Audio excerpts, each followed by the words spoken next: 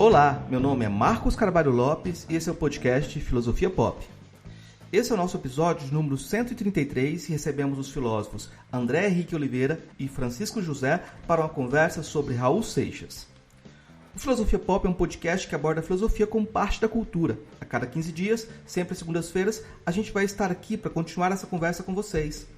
Intercalando com nossos episódios normais, de quando em quando, vamos apresentar episódios de entrevistas temáticas especiais.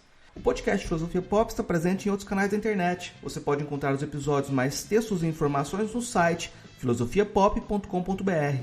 Temos também um canal no YouTube, perfil no Twitter e página no Facebook. No Instagram, nosso perfil é podcast Filosofia Pop, tudo junto. Você também pode mandar um e-mail para a gente no contato@filosofiapop.com.br. Faça seu comentário, dê sua sugestão, compartilhe os episódios e, se puder, participe de nossa campanha de financiamento coletivo no Catarse. O endereço é catarse.me/filosofia_pop. A contribuição mínima que pedimos é de R$5 mensais.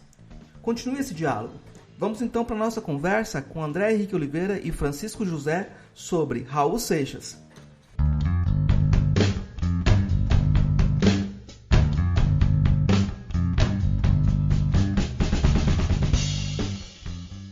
Bem, gente, hoje a gente vai falar sobre Raul Seixas, né? A gente trouxe dois convidados.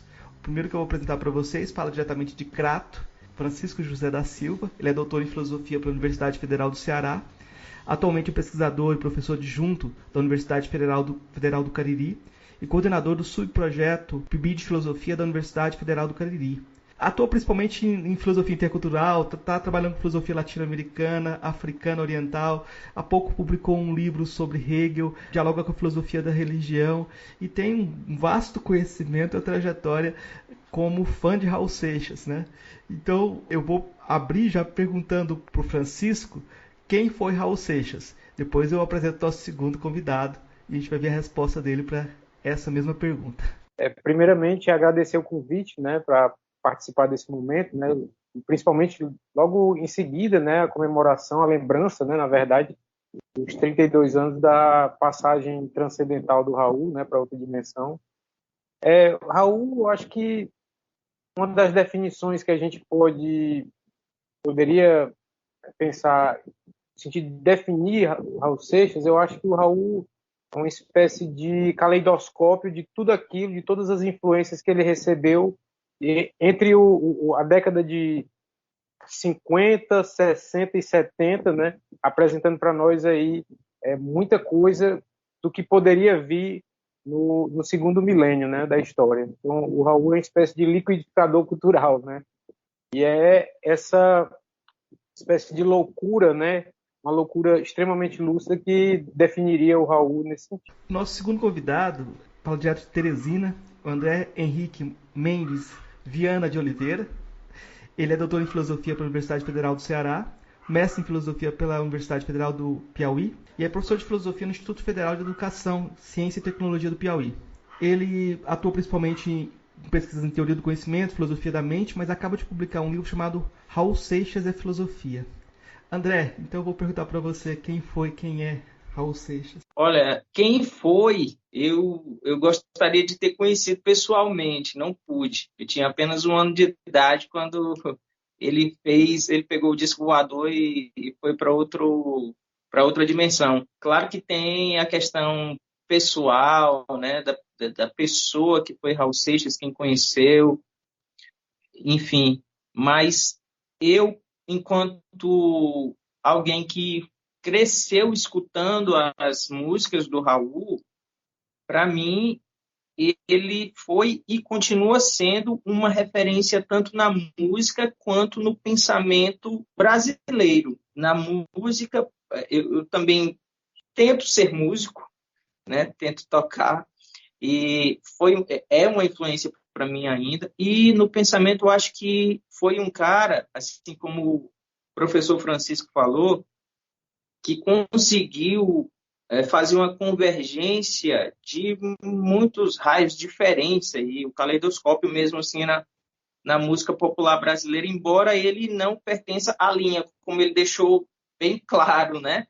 Que não a linha evolutiva. Eu acho que essa postura de não de deixar bem claro que não pertence a uma linha determinada, eu acho que isso faz parte também da maneira de pensar do Raul filósofo, que foi mais ou menos o que eu tentei esboçar nesse livro aí que eu publiquei agora, o Raul Seixas e a Filosofia. Eu acho que esse é um ponto muito interessante, essa coisa de você não querer ser aprendido em qualquer definição, né, também. Qualquer definição que vocês colocam, eu estou um pouco fora dessas definições, eu não quero ficar preso em nenhum movimento ou em nenhuma criação de discípulos também, porque se você for olhar o que o Raul fez na música, misturando rock com outros ritmos nordestinos, muita gente fez isso depois. E ele se afasta de todos, assim, praticamente, assim, não se deixa misturar com nenhum. Eu queria perguntar, perguntando sobre o início do Raul e algo que marca, tá desde do fim até o início, que é a vinculação do Raul com o rock clássico, né? A gente tem uma narrativa sobre como o rock clássico, o rock do Elvis, inventou a ideia de juventude, né? Antes você não tinha essa ideia de juventude, e essa ideia de juventude está muito ligada a comércio, a criação de identidade, mas a compra de identidade. De certa forma, é como se o anseio existencialista, o anseio romântico, tivesse sido interiorizado e as pessoas vão comprar as identidades pelo consumo, né? Como é que vocês identificam o Raul nesse jogo da criação da juventude, dessa explosão também da ideia de que a gente constrói nossa identidade também? Vou começar agora pelo André, depois eu passo para o Francisco. É interessante isso, realmente, porque a gente está... O Charlie Watts, do Rolling Stones, faleceu agora, acho que há 2 dias atrás, e a gente agora está se dando conta que a primeira geração de ouro do rock and roll, ela está indo embora fisicamente, né? David Bowie, agora o Charlie, enfim, vários outros nomes nos últimos 4, 3 anos para cá têm ido embora. E é a primeira vez na história da humanidade, até onde a gente sabe, que essa geração que se formou lá desde os anos 50 para cá, né, e depois foi envelhecendo, foi virando avô, bisavô, né, tatuado, tocando rock. É a primeira vez na história ocidental que isso está acontecendo. O Raul foi um cara muito precoce nesse sentido, né? Ele já fez o trabalho dele e partiu muito jovem, né? Muito jovem, para os padrões de hoje e para os padrões até da época também. E agora falando especificamente da trajetória musical do Raul, você percebe que ele, em algumas entrevistas, ele se via um pouco inconformado, um pouco desacreditado, sei lá. Quando chegou o rock 80, rock dos anos 80, tem algumas entrevistas que ele fala assim, pô, eu não tô nessa onda aí, o pessoal tá todo comendo alpiste, tá todo mundo nessa onda de new wave, pop. Quer dizer, ele tinha ainda, mesmo depois de vários anos de carreira, mesmo já próximo dos seus anos de morte, ele tinha ainda um impulso assim lá do... Tanto é que ele gravou o disco lá, Wap Bap Lumba Blapembu, é o grito primal do Little Richard. Isso em 87, 2 anos antes dele morrer. Então ele ainda tinha aquela verve lá do início do rock, porque ele viveu o rock como um modo de se comportar, uma maneira de contestar todo um sistema político, todo um sistema moral, né? Só que ele percebeu que o rock já tinha se transformado em um produto para vender.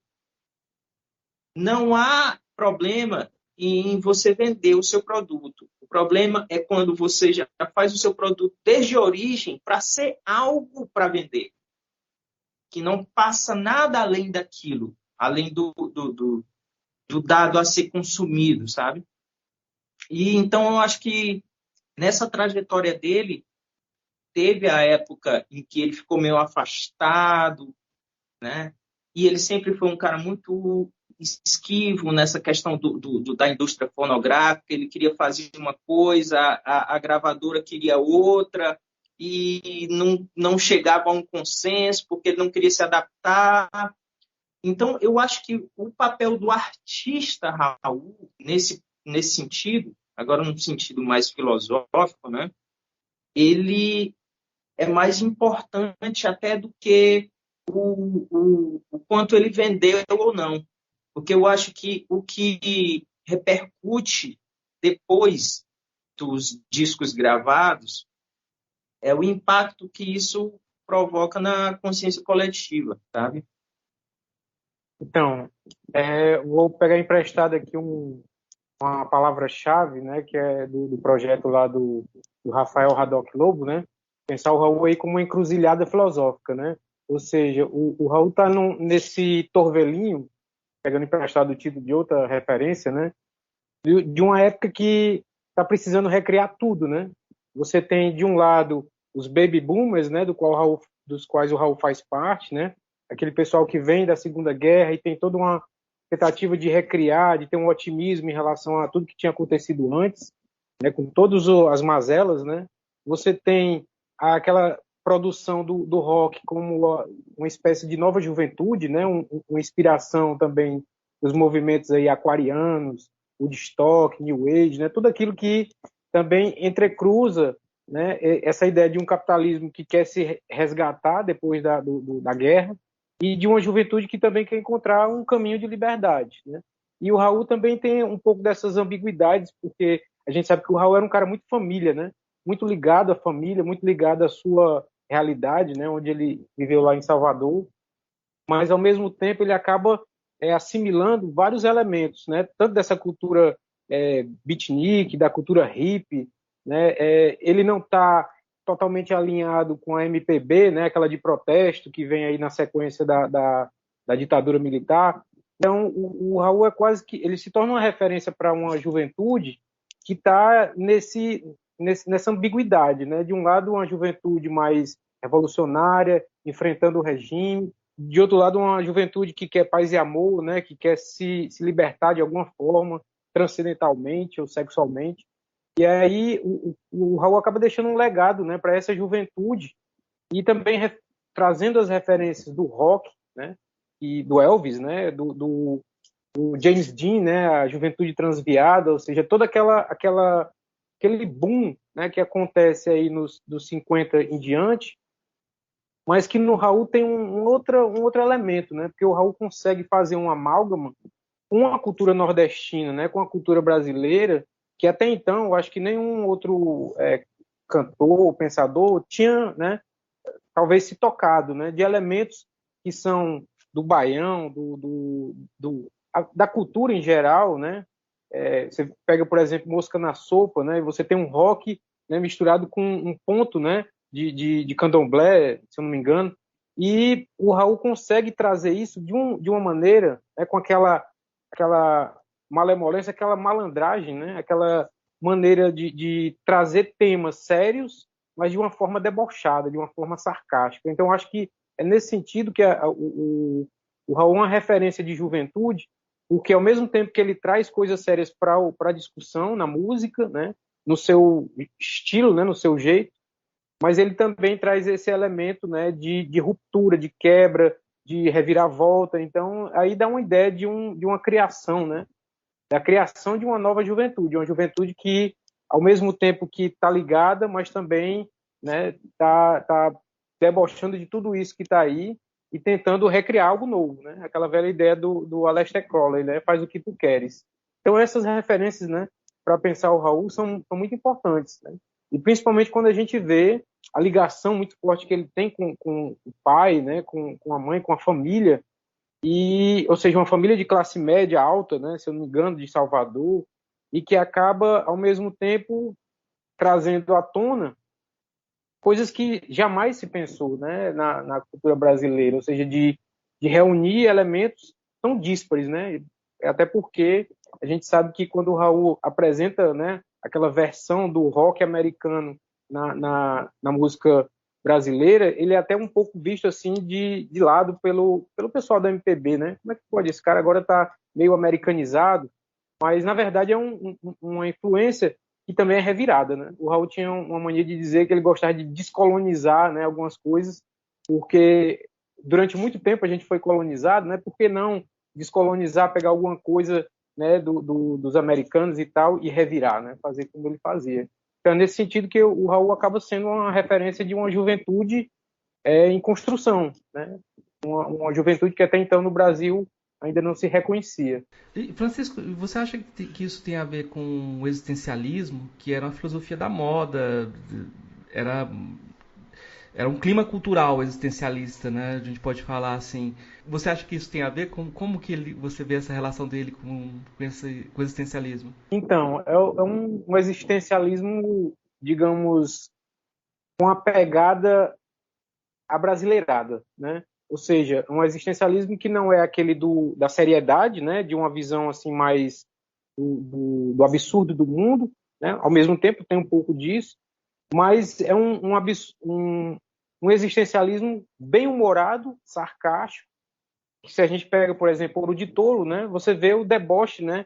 Daquela ideia de que o Brasil estava caminhando para o milagre econômico e tudo mais, todas aquelas, né, ideias que se construía no período da ditadura, e o Raul desmantela, né, faz esse desmantelamento, colocando, né, diante dessas pretensões, dessas expectativas, uma figura que não está satisfeita, né, de estar ali sentado, né, numa poltrona ou sentado num escritório, num apartamento, com a boca escancarada, cheia de dentes, esperando a morte chegar. Ou seja, tem uma coisa aí que, digamos, destoa, né? É um existencialismo que, ao mesmo tempo, destoa daquela seriedade filosófica que a gente pode entender dos pensadores, né? Como Sartre, como Camus, né? E o Raul tem como é que a gente pode dizer? Ele consegue trazer o que é de próprio do brasileiro, né? Porque tem aí um existencialismo à brasileira, né? O existencialismo daquela melancolia brasileira, como ele diz na música anos 80, né? É uma espécie de melancolia, uma desesperança, mas ao mesmo tempo tem um sonho aí que quer se realizar. Eu não lembro quem é o autor, que tem um livro que fala sobre a tristeza, né? Essa tristeza do brasileiro que parece que é herdada do português e que tem esse tom, né, existencial, mas que ao mesmo tempo, né, é quebrado com o deboche, com o sarcasmo. Então tem uma influência muito forte, né, do existencialismo, do pensamento do Raul, mas ao mesmo tempo aí tem um tempero, né, digamos assim, um tempero baiano que, né, alivia, né, o peso da existência, né? É a insustentável leveza baiana de ser, né? André, como é que você se vê jogado nessa história? Cara, é muito interessante.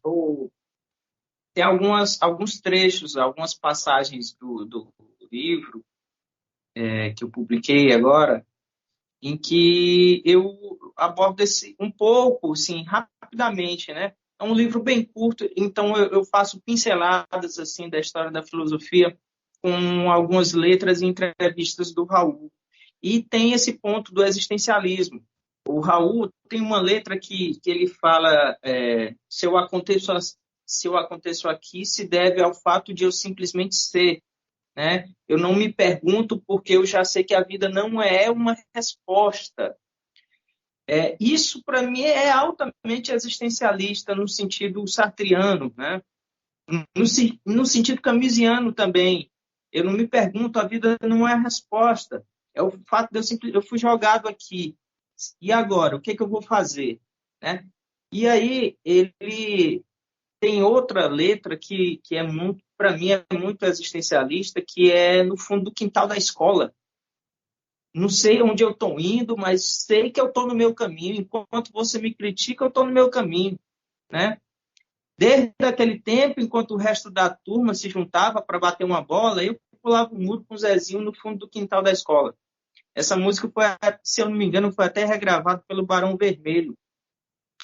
E isso é uma tomada de consciência de quem você é e do que você quer fazer. é uma decisão, é uma deliberação, né? Aquela máxima sartriana de que não importa o que fizeram de mim, importa o que eu vou fazer com o que fizeram de mim. Eu acho que isso está bem expresso nessa canção, No Fundo do Quintal da Escola. Então, além disso, além dessa questão existencialista, que está muito forte mesmo na música do Raul, nessa e em outras, porque o existencialismo ele não é só uma filosofia individualista, ele tem também uma dimensão coletiva muito forte. Aquilo que o homem decide, ele decide não só por si, ele decide para toda a humanidade, porque a decisão que eu tomo e a ação que eu faço, ela vai repercutir até um alcance que eu nem tenho como prever, não tenho como a ação que eu tomo aqui, ela vai ter repercussões. E eu sou responsável por ela e por todas as consequências dela, embora eu não possa nem saber quais são todas as consequências dela. Aquela canção Por que os sinos dobram, nunca se vence uma guerra lutando sozinho, você sabe que a gente precisa entrar em contato com toda essa força mantida que vive guardada, o eco de suas palavras não repercute em nada. Quer dizer, e a coisa da coragem, eu sei que você... Enfim, isso aí a galera vai escutar. Mas tem um viés existencialista numa parte da obra do Raul. Tem um viés existencialista muito forte mesmo. Além desse ponto de vista filosófico, do ponto de vista estético, quando você faz um cruzamento entre rock e baião, um cruzamento bruto, não é o cruzamento tropicalista, não é antropofágico. Eu não estou chamando o Oswald de Andrade, né? É mais assim, de sentar na mesa e vamos ver o que tem, cada um tem a oferecer. Eu tenho o rock, você tem o baião. Vamos ver bem aqui o que... Do ponto de vista estético, é um confrontamento isso, cara. Isso é um confrontamento, a maneira de confrontar, sabe? Misturar Blue Moon of Kentucky com Asa Branca. Dá vontade de retomar a questão do ping-pong e voltar para o Francisco, porque tem mais coisa para falar com certeza sobre existencialismo, mas eu vou dar um passo à frente e vou colocar uma tensão que isso gera. Na medida que o Raul se coloca numa posição de criação do seu caminho, de certa forma ele está criando o seu caminho, né? Existe a dimensão que acaba sendo comum no rock, que é a dimensão profética, de você tá trilhando o seu caminho, muita gente queria ir atrás de você. Aquela coisa de Johnny Rotten escrever uma letra e colocar lá assim, você quer ser eu, né? Você tá querendo ser eu, né? Como é que você vê essa dimensão profética, André? Pelo menos pelas entrevistas que eu li, que ele fala sobre uma fase meio profética dele, né? Que ele se aproximou daquela coisa esotérica e tudo.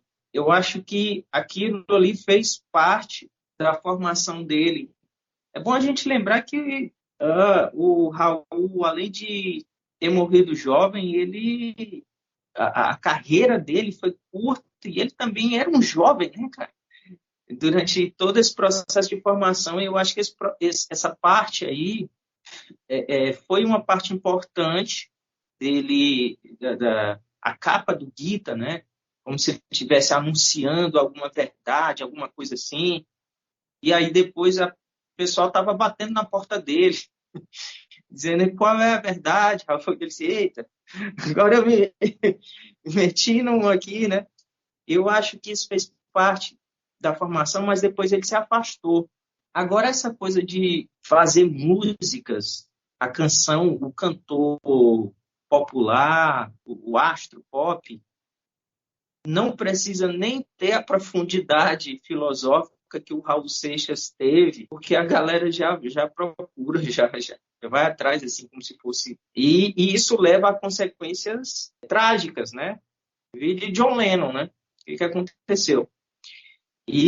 Mas depois ele se afastou, né? Depois o Raul se afastou disso aí, ficou um pouco recluso, saiu, ele viu que não era muito não era um lance muito saudável, não, sabe? De tentar profetizar as coisas.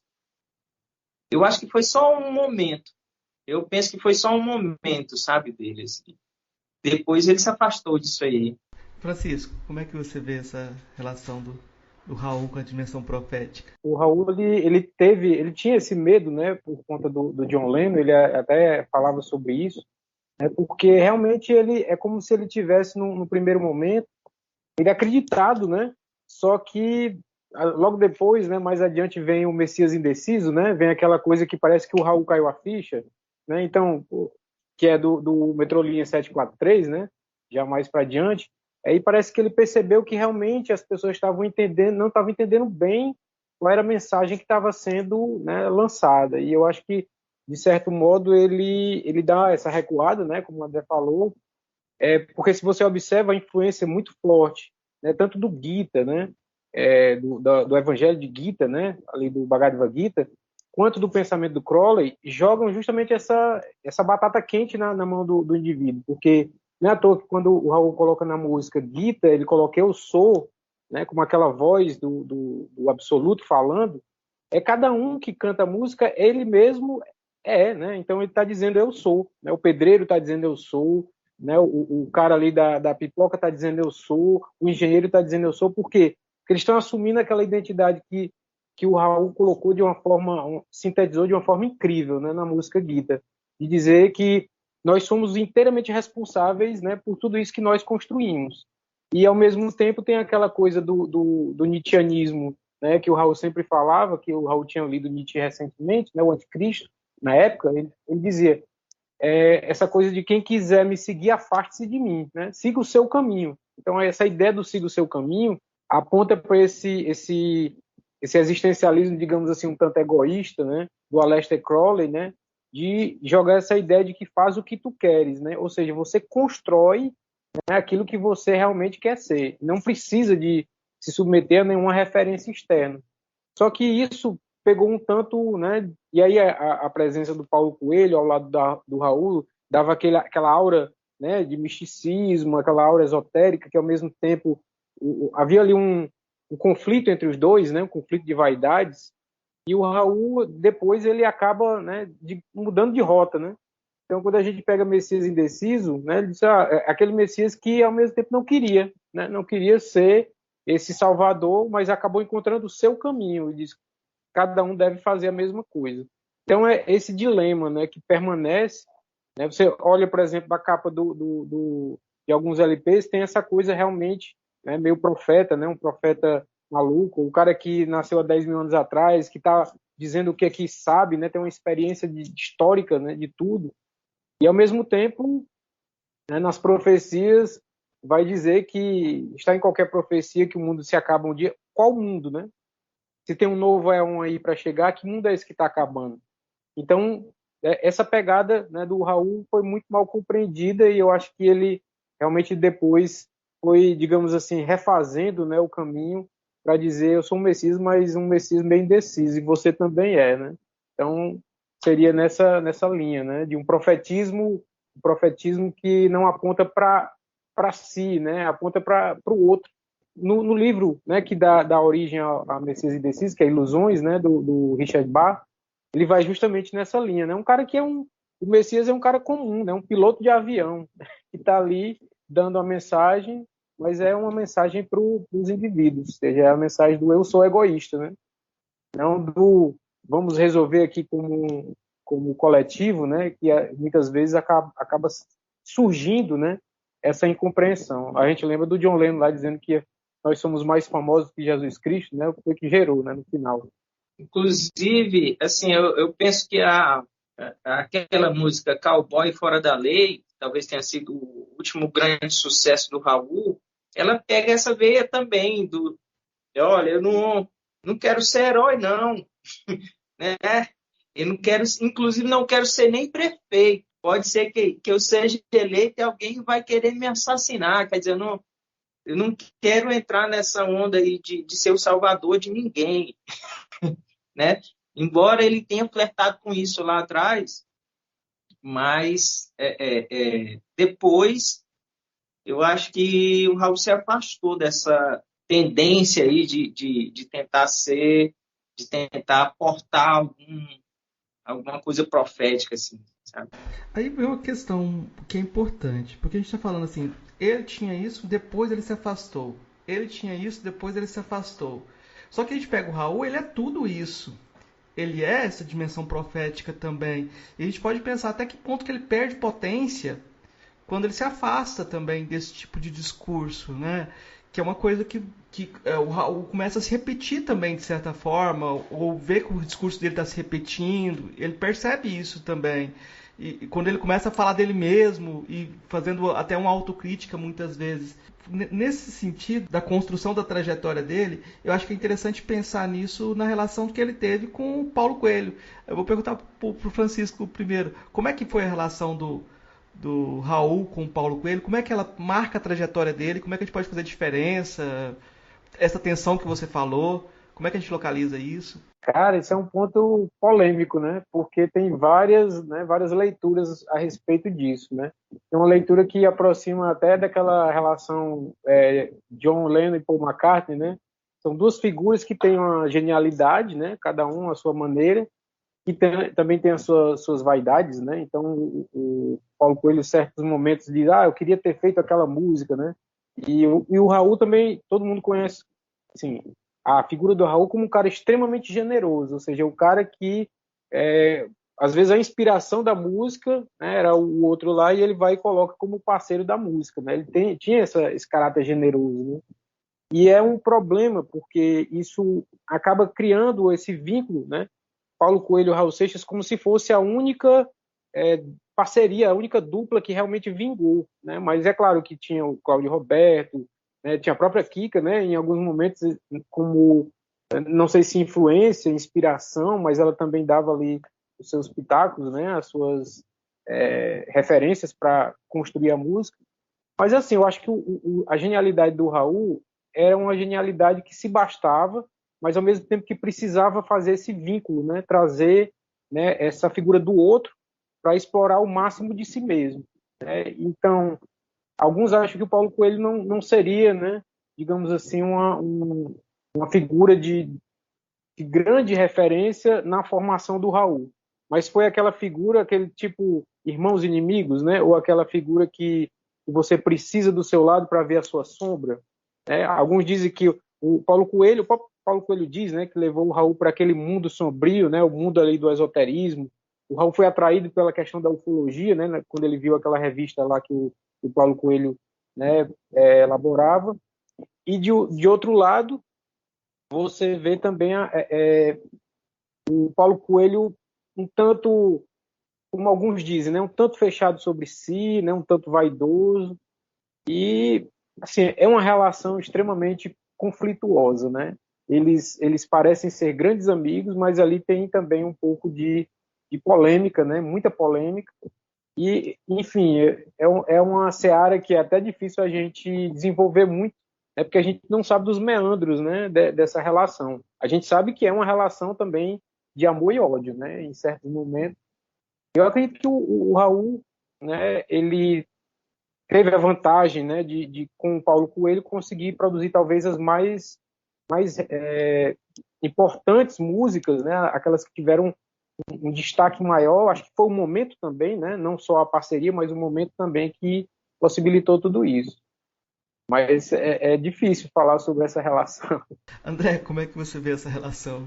Tem algum livro que fala que eu não lembro se essa fala é do Paulo ou do Raul, mas eu acho que serve para os dois, assim, que algum deles teria dito o seguinte: é o meu inimigo íntimo, é o meu inimigo mais íntimo. Eu acho que não tem uma maneira melhor de definir a relação, porque é o seguinte: o Paulo Coelho, ele hoje é um dos escritores que mais vende no mundo, isso é fato, não tem como contestar. O Raul é o artista brasileiro de rock, de música popular, do que você quiser chamar, porque ele tem músicas em todos os segmentos que tem uma aura mais, assim, de maior alcance, né? Não tem nenhum outro artista que está com 32 anos que a galera, no dia do falecimento dele, sai para a rua para celebrar e festejar e chorar e fazer tudo, porque, quer dizer, os dois são ícones. O Raul, eu acho que ele seria tão conhecido quanto o Paulo Coelho no mundo todo se ele tivesse feito a carreira dele toda em inglês. Isso é uma aposta que eu faria, né? Mas ele fez em português. Melhor para nós, talvez. Mas, afora essas questões, eu acho que o Raul, como o professor Francisco está falando, ele tinha talvez uma necessidade de compor em parceria, sabe? A primeira grande parceria que ele teve foi o Paulo Coelho, isso é inegável. Só que depois o Raul compôs músicas belíssimas, músicas muito fortes, muito profundas, em outro momento da indústria fonográfica. Então, se essas outras músicas elas não tiveram o mesmo alcance, né, não é porque elas sejam, do ponto de vista estético, menores. Não. A indústria fonográfica mudou. No entanto, o Raul continuou compondo com parceiros, né? E ele teve Cláudio Roberto, a Kika, Mauro Mota, que lá o Raul compôs música para Diana, para o Odair José, para o Gerard Adriane. Então, canções que ele, muitas delas, eram com parceiros. E aí, eu não sei se eu estou arriscando demais aqui falar isso, mas eu acho que tem compositores que compõem melhor, sim. Talvez seja essa generosidade, talvez seja isso. Eu acho que isso vai muito do artista. Vai muito do artista. O Paulo Coelho não é músico, onde eu sei.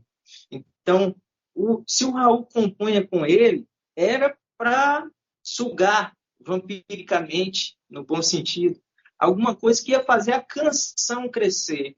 O mais importante era a canção, e não o compositor ou a compositora. O mais importante era a canção. Eu acho que o artista, ele preza pela obra, né? Eu acho que é por aí. A minha leitura é mais ou menos essa. Sabe? Fala, Francisco. Eu lembro do Gonzagão, né, que também tinha algumas parcerias, mas a construção estética, né, que o Gonzagão fez, né, do baião, juntando aqueles elementos, né, da zabumba, do triângulo, né, da sanfona, toda a construção que ele foi elaborando, né, e as parcerias lá com Zé Dantas, com Humberto Teixeira, aqui de Iguatu, aqui vizinho, né, e construiu, né, esse monumento, né, que é o baião. E da mesma forma o Raul e outras parcerias que o Raul tem, né, que o Raul tem parceria com Elvis Presley, se a gente pensar bem, quando o Raul faz aquele chamego, né, da música americana, né, do rock americano com o baião, ali é praticamente uma parceria, porque ele reconhece ali que existe tem uma coisa muito próxima, né, como ele falava, né, tem um gingado, um chamego, né, tanto no rock lá do Elvis, quanto no baião do Luiz Gonzaga, por isso que dá para fazer essa junção, esse amálgama, né. Então, o Raul tem parceiros que nem sequer ele conheceu pessoalmente, né, mas conheceu aí pela experiência musical. E era produtor musical, né? Era mais um trunfo, né, que inclusive fez com que o Paulo Coelho aprendesse como é que fazia uma música, né, naquele modelo já enlatado, pronto para o mercado, né, digamos assim. Eu acho interessante essa ideia de uma tensão, né?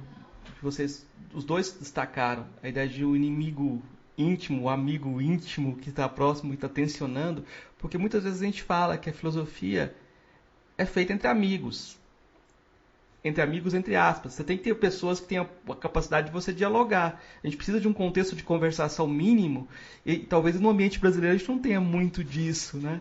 Então, se você consegue ter um inimigo íntimo para te impulsionar, eu acho que seria uma coisa boa. Já pensou? Você faz um texto, alguém te responde, você pode responder ele. Na filosofia seria interessante, a gente não tem muito isso. Mas eu estou pensando nessa tensão para a gente pensar em outra relação, pensar no Raul e a ditadura, porque a obra do Raul, de certa forma, é construída em todo o período da ditadura. Ele tem a sombra da ditadura o tempo todo em relação ao trabalho dele. Como é que vocês veem a relação do Raul com a ditadura? E essa questão hoje, ela ganha um outro sentido, né? No momento atual, perguntar isso é perguntar também sobre a relação do rock com o conservadorismo, né? Não tem como fugir dessa questão. Aí eu vou começar com o André. Infelizmente, essa é uma questão muito pertinente para a gente. Olha, eu particularmente, eu fico muito contrariado, para não dizer triste, quando eu vejo o pessoal do rock assim com conservadorismo, mais do que conservadorismo, né, cara? Reacionarismo. O pessoal, tem muita gente reacionária, parece que não. Meu Deus, onde é que estava o ouvido desse pessoal? Que não, parecia que estava lá no show e não ouvia nada. Mas, enfim, o Raul realmente, toda a obra dele foi cerceada por isso, né? Eu não gosto muito da coisa assim, daquele papo de que tem que ter um sistema ou um esquema assim que restringe a liberdade, que seja opressor para o artista ficar mais criativo. Eu acho isso assim muito perigoso, sabe? Isso é muito perigoso. Agora, de fato, se a gente for pegar a história da música, principalmente do rock, dos anos 70 para cá, eu particularmente vejo uma decadência do ponto de vista estético, do ponto de vista de conteúdo. Assim. Quer dizer, o que o pessoal está fazendo nos últimos anos, 90 para cá, 2000 principalmente para cá, parece uma coisa assim de apartamento, parece que está todo mundo chorando dor de cotovelo no seu apartamento, não faz uma música de protesto, porque perdeu música de protesto, não existe mais música de protesto, não existe o deboche, o sarcasmo que o Raul tinha. Eu acho que isso tem a ver também com um esquecimento. Parece que as gerações que vêm, parece que esquecem as anteriores aqui, eu não sei o que acontece. Enfim, mas isso é um tema muito complexo para a gente falar em pouco tempo. Mas eu vou compartilhar uma experiência aqui, que outro dia assistindo um vídeo de um canal, é o Meteoro, ele colocou um vídeo lá, Toca Raul e Reza, né? Raul Seixas, o teólogo. E eu achei muito interessante que eles colocam uma foto lá de um documento lá da censura da música na sopa, né? Toda música tinha que passar lá pelo serviço de censura e tal.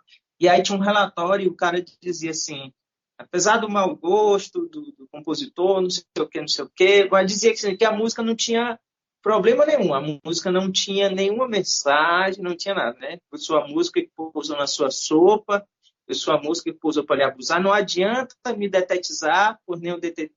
Você mata um e vem outro no meu lugar. Então, quer dizer, isso não tem mensagem política nenhuma. Então, quer dizer, a galera é burra, né, cara? A galera é altamente burra.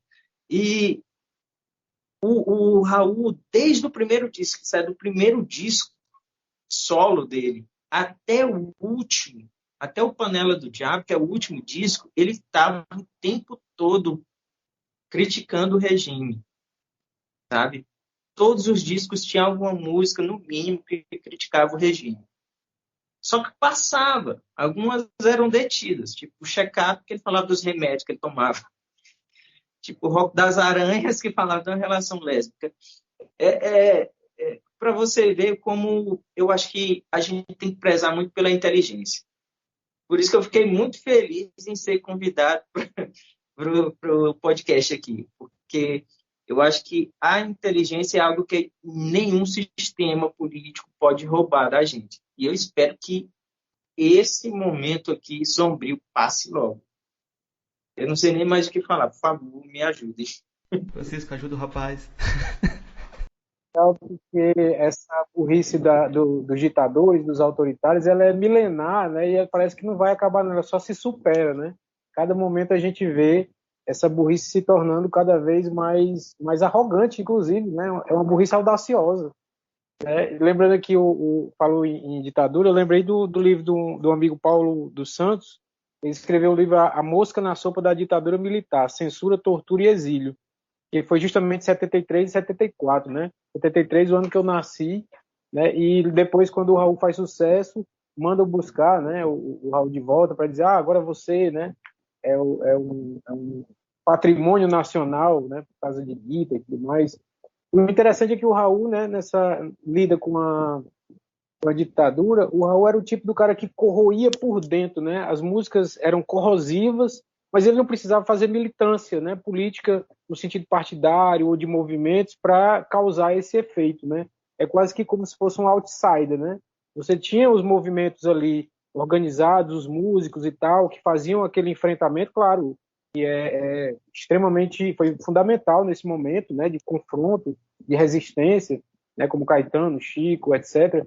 E fizeram, né, aquelas músicas que a gente já tem como grandes referências, né, de enfrentamento a esses regimes burros e autoritários, mas o Raul trabalhava numa outra pegada, né, nessa pegada mais dos bastidores, né, digamos assim, onde a música é corrosiva sem parecer corrosiva, né? Você coloca num programa musical infantil, em 1983, a música Pluct Plact Zum, quando você tem ali um texto do Proudhon, né, um texto do anarquista sendo colocado ali em rede nacional, é uma sacada incrível, né? O que é ser governado, né? É ser carimbado, avaliado, rotulado, etc, etc. Então, o Raul, né, e se eu também, né, quero reclamar, como ele diz na música, né, mas é que se agora para fazer sucesso, para vender disco de protesto, todo mundo tem que reclamar.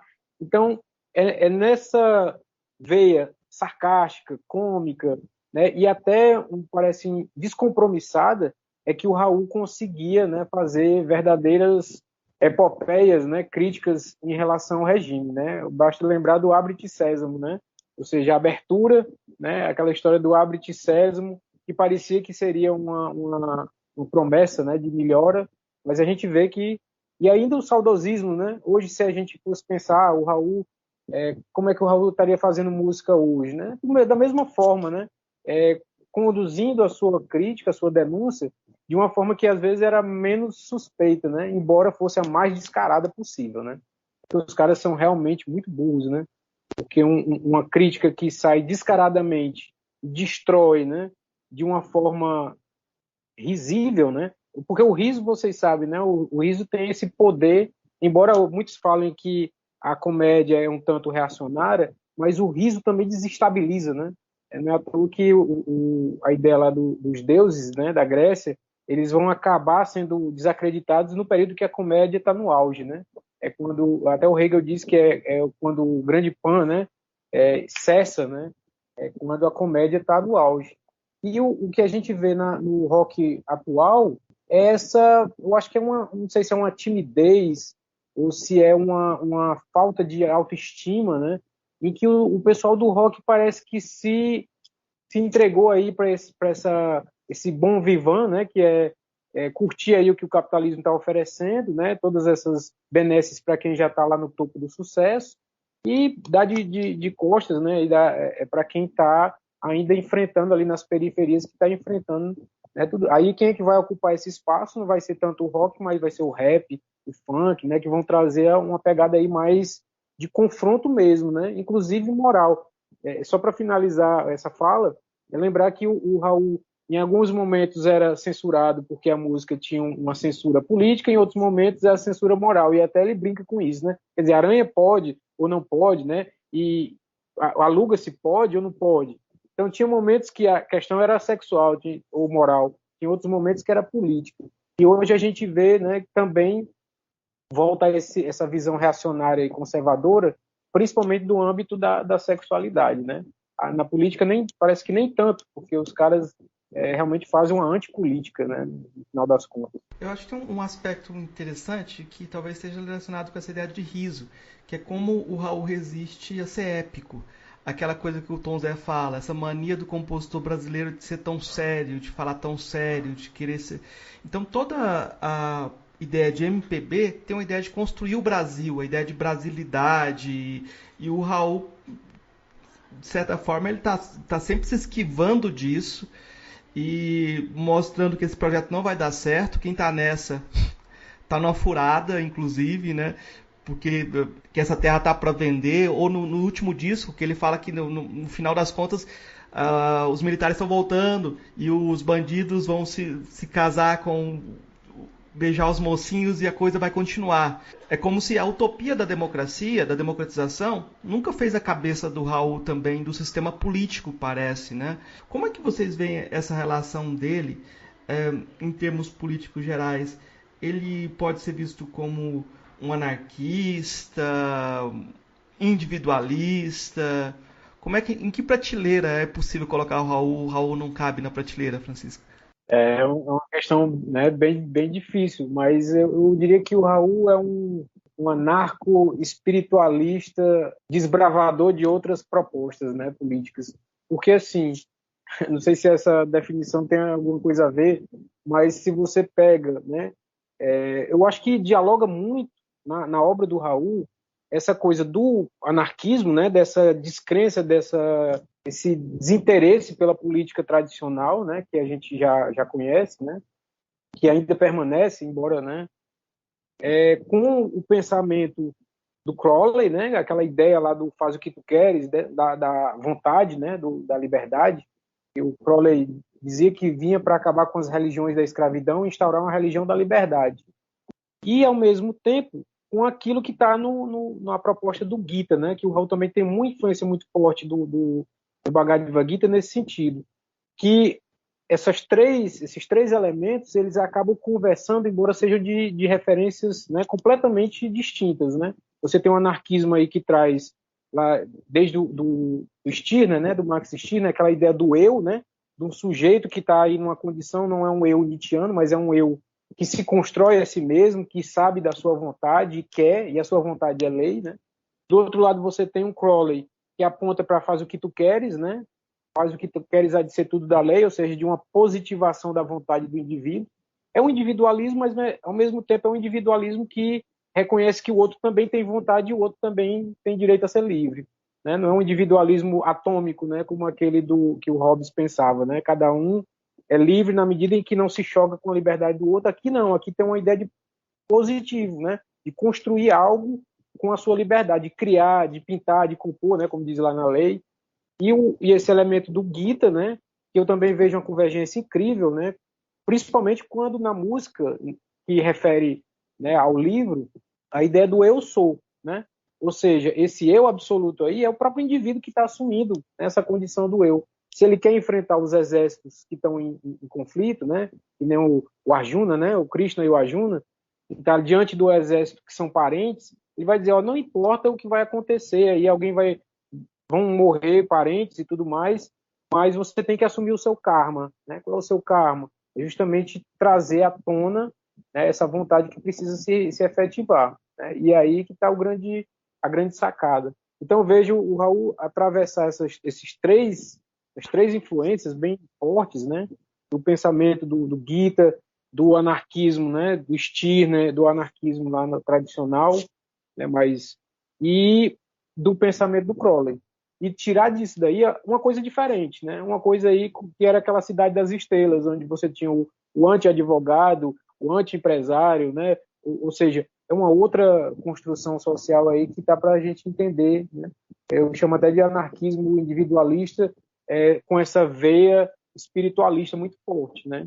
Não sei se isso dá conta do recado, mas... Eu vou te pedir para explicar uma coisa com mais detalhe, que você citou algumas vezes, que é a Gita e essa relação com Bhagavad Gita, que você colocou da lutar com os irmãos. Queria que você explicasse melhor, porque talvez nosso ouvinte não conhece, então... Então, o Gita, né, o Bhagavad Gita, né, que significa o canto do Senhor, né, o canto do Supremo, né, é outra tradução, é um trecho, né, um pequeno trecho de uma epopeia hindu, né, chamada Mahabharata, né, que é a epopeia dos grandes Bharatas, né? Bharata é o nome na verdade, da Índia, né, Bharat. Então, essa epopeia trata justamente das origens do povo da Índia. E aí, o que acontece? Eram duas famílias, que na verdade eram primos, né, parentes, que entraram num conflito. E é engraçado que o conflito começa com um jogo de dados, né, e depois vai redundar numa grande guerra. E nessa guerra, de um lado, né, são os Pandavas, do outro lado são os Kuravas. E aí, o Krishna, né, que é a divindade, né, que é o Deus Krishna, ele está encarnado, né, como um cocheiro, como um dos irmãos lá dos Pandavas, e o Arjuna, né, é o guerreiro do qual o Krishna é o cocheiro. E aí, diante da guerra que vai acontecer, né, você tem dois exércitos aí no campo de batalha, e o Arjuna vendo aquilo, né, na sua carruagem com o Krishna, ele diz, olha, eu não tenho condições de entrar nessa guerra, são meus parentes, meus primos, irmãos, tios e tal.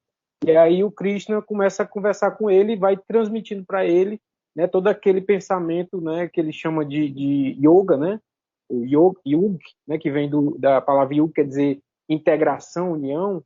Ele vai dizer, olha, tudo isso é uma grande ilusão, né? Você tem que cumprir o seu dharma, ou seja, cumprir a sua missão, aquilo que é a lei universal.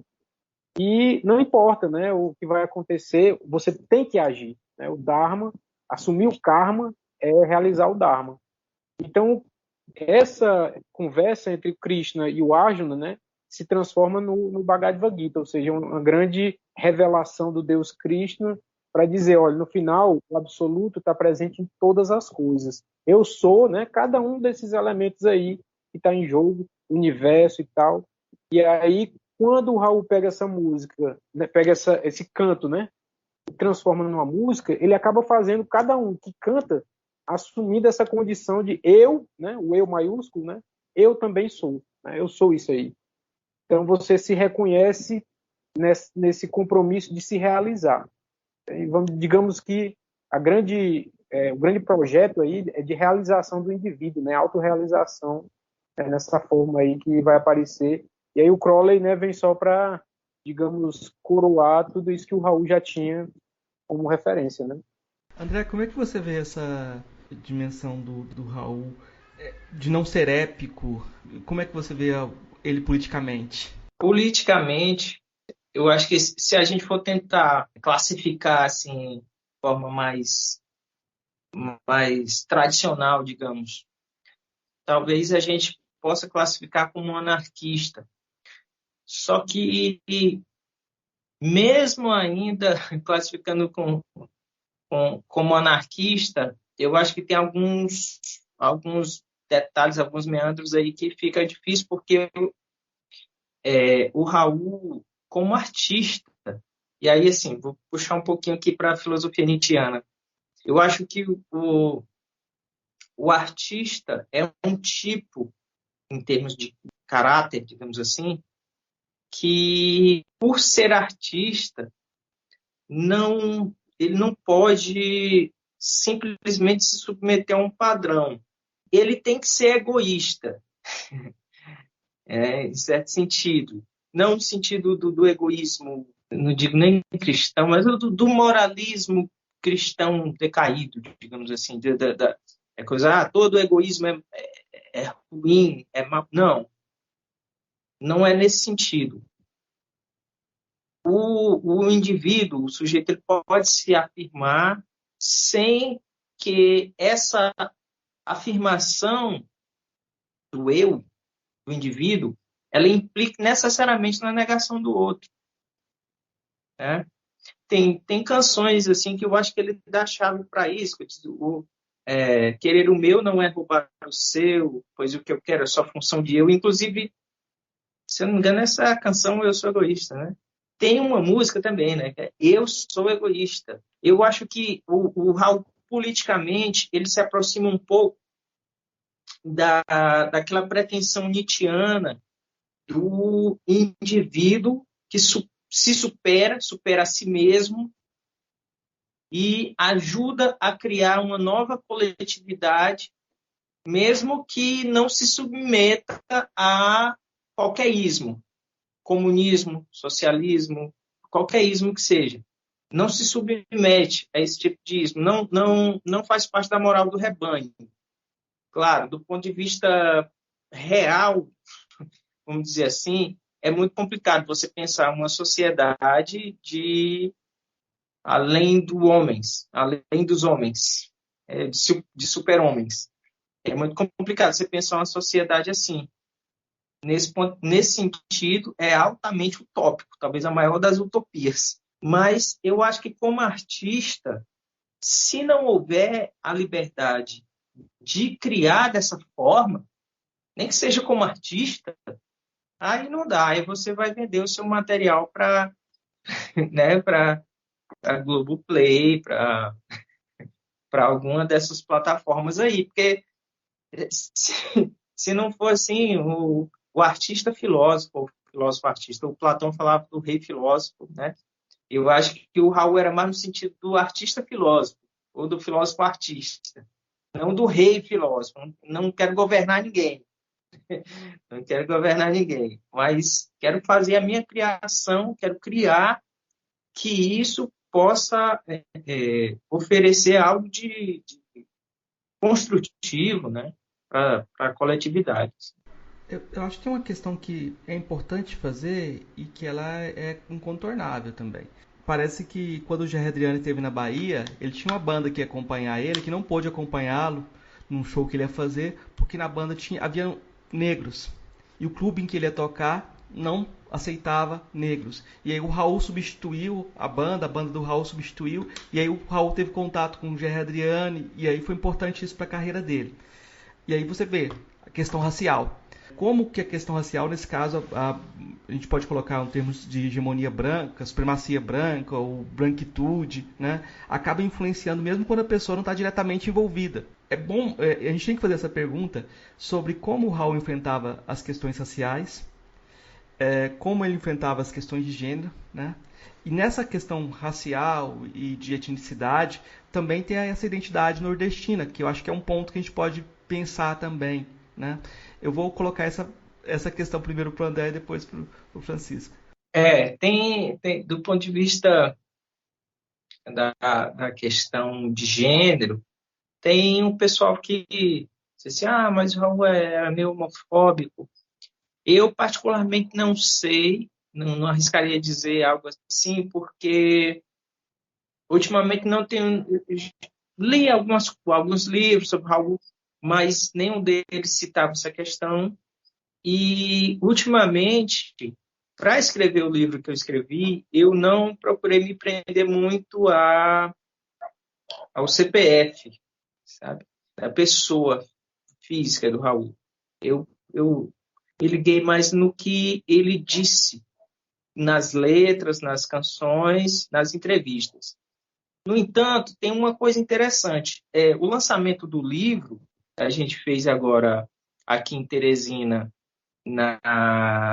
nesse último fim de semana, foi num bar e teve uma apresentação, né? Isso fazia parte do espetáculo, fazia parte da apresentação do lançamento do livro. Teve uma apresentação de um grupo daqui de Amarante, uma cidade aqui do interior do Piauí, chama Bichânicas. As Bichânicas apresentaram uma performance de metamorfose ambulante. E aí eu nem sabia que eles sabiam, né? Elas, na verdade, sabiam da figura do Edi Starr, né? E aí uma delas falou, inclusive a única que eu conhecia, Vicente, ele falou, o Raul também está na história do LGBT, que mais aqui no Brasil, quando gravou a Sociedade da Grã Ordem Cavernista, né, com Edi Starr, que era trans e tal. E aí, eu acho, pô, o cara sacava, eu nem sabia que ele sacava disso, né? Então, é o tipo de coisa, assim, que é complicado porque, para nós, hoje, falar disso é uma questão que está na pauta do dia, ela está, né, tá em evidência. Naquele tempo, não. Naquele tempo, eu não sei nem imaginar como é que seria aquilo. Mas o fato é que o Edi Starr estava ali no disco Sociedade da Grã Ordem Cavernista, que estava o Raul, Sérgio Sampaio, a Miriam Batucada, e o espetáculo tinha eles, né? Tinha alguém, eu não sei como é que transformista, alguma coisa, mas estava ali, né? Aquele choque cultural estava ali. Na questão racial, sinceramente, honestamente, eu não sei te dizer, assim, se isso era alguma coisa assim. Eu só lembro que o rock and roll, que o Raul se influenciou desde o início, é uma música negra. E eu tenho certeza que ele sabia disso, né? O rock and roll nos anos 50, o Elvis foi colocado ali para ser um músico branco para vender para a classe média norte-americana, mas quem começou o rock and roll, né? Little Richard, Led Belly, enfim, foram os negros norte-americanos, né? Então, eu acho que trazendo para cá, para o nosso contexto, existe muita, digamos, interferências aí na comunicação. Eu não arriscaria dizer algo que fosse assim mais contundente, não diria. Mas o fato é que o Raul dizia, o rock lá na Bahia era música de empregada, era música de caminhoneiro, era música de...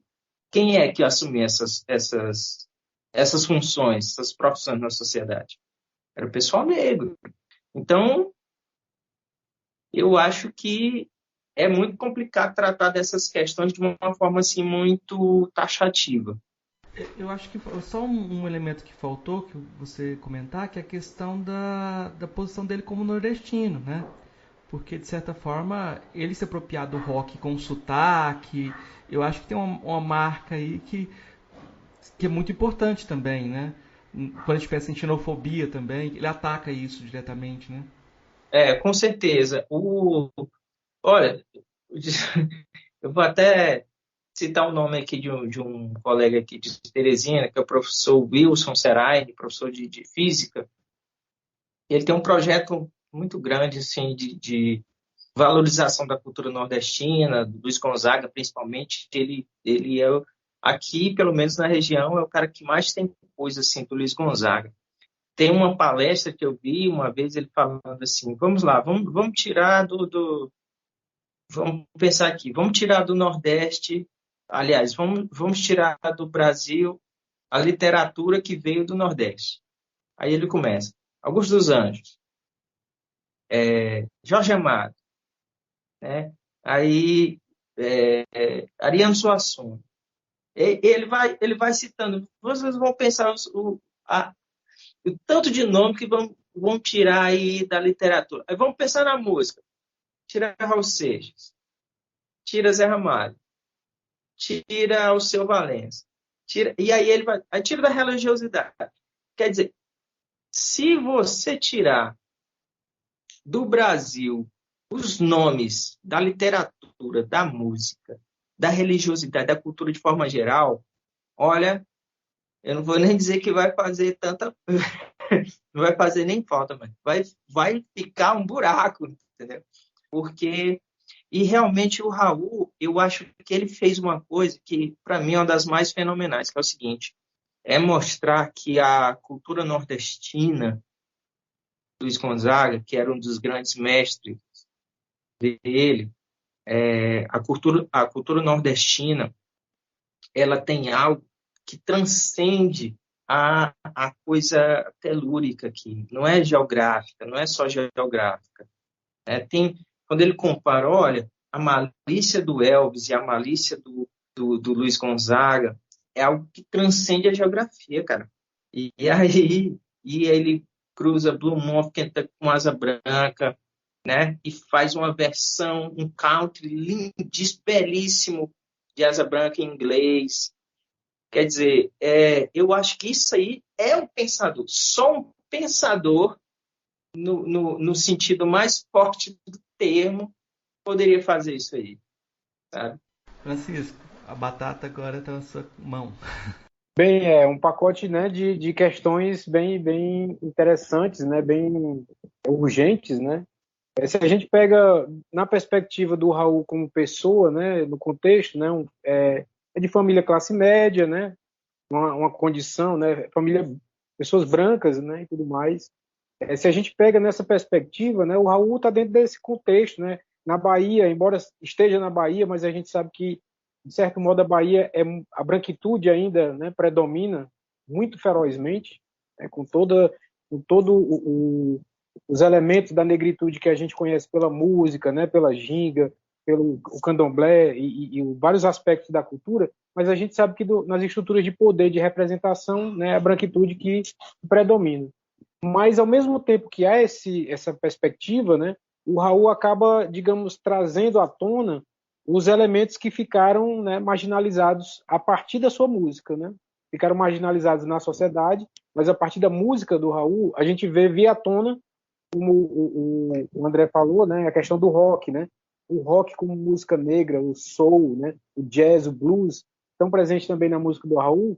O Raul, quase que em alguns momentos, ele traz essa marca da negritude, né, atravessando a sua música, e não só pelo rock, né, mas também pelo baião, né, pelo chachado, né, Jackson do Pandeiro, Luiz Gonzaga. Então tem uma negritude do Nordeste, né, nordestina, que está presente aí, e é digamos, uma válvula de escape justamente para esses grupos, né, que ficavam à margem, né, daquela classe média que escutava, né, as músicas que, digamos, eram de bom tom, né, dos cantores do rádio, né, toda aquela coisa mais pomposa, né, mais engravatada e bem polida, né, bem higienizada. Mas o Raul trazia isso, inclusive, com a linguagem. Eu vou até utilizar um termo, né, que é um termo, eu acho que da Lélia Gonzalez, né, que é o português, né? Ele utiliza o modo de falar das classes, né, mais baixas da população, né? Ele vive, né? O Raul fala o português que não é o português padrão, né, nas suas músicas. Ele faz isso como deboche, ele faz isso como uma forma de romper, né, com esses padrões que eram também da música de protesto, né? As músicas eram feitas dentro daquela norma culta, muito bem elaboradas, sofisticadas, e o Raul irrompe com uma linguagem completamente, né? Uma linguagem das ruas, uma linguagem marginalizada, uma linguagem também dos negros, né? Assim como, se a gente pegar o rock americano, ele tem, né, essa veia, inclusive no modo de cantar, né, no estilo do rock, no modo como os spirituals, né, como o soul, né? Então você vê na música do Raul esses elementos que estão presentes, e sem falar também da questão de gênero, né? Embora o Raul seja, né, homem, né, hétero e tudo mais, com todo esses elementos, e a nossa época tem consciência, né? Nós vivemos numa época que há o reconhecimento dessas situações, dessas condições. Naquela época, embora não houvesse ainda o reconhecimento total, né, das opressões, né, dos privilégios e tudo mais, mas existiam válvulas de escape, né, de um certo modo, não pelos movimentos, que o Raul não fazia parte dos movimentos, nem do movimento antirracista, nem do movimento feminista, nem estava ligado a outras vanguardas, pelo menos até onde a gente sabe, né? Mas isso via à tona na música dele por outros aspectos. Por exemplo, se a gente vê a maneira como o Raul aborda o feminino, né? Porque a gente também tem que entender que o feminino não está apenas, né, na conjunção com o biológico, né? Porque aí, senão a gente cairia justamente no que hoje é a proposta heteronormativa e tudo mais, né, de que o sexo, né, e o gênero seriam, o sexo biológico e o gênero seria a mesma coisa. E o Raul joga com isso, né, quando ele fala, por exemplo, na música Nuit, ou na Ave Maria da Rua, né? Então você tem várias músicas do Raul em que o feminino brota, né, mesmo que na voz de um homem, né, de um hétero e tudo mais, mas ela vem como eu lírico, né? Um feminino que se expressa ali, inclusive dizendo nas ruas, nos quintais, né? Ele coloca as várias facetas do feminino ali em Ave Maria da Rua, né? Que se apresentam desde a classe mais, né, mais marginalizada, né, das mulheres domésticas, né, e tudo mais, até aquelas que estão no altar, né? No caso da Virgem Maria, né? Das figuras das mulheres divinas, Iemanjá, né? Então tem digamos, essa autoconsciência do Raul de trazer esses elementos marginalizados de uma forma revirada, né, na sua própria música, na sua maneira de trazer, de falar, de expor essas questões.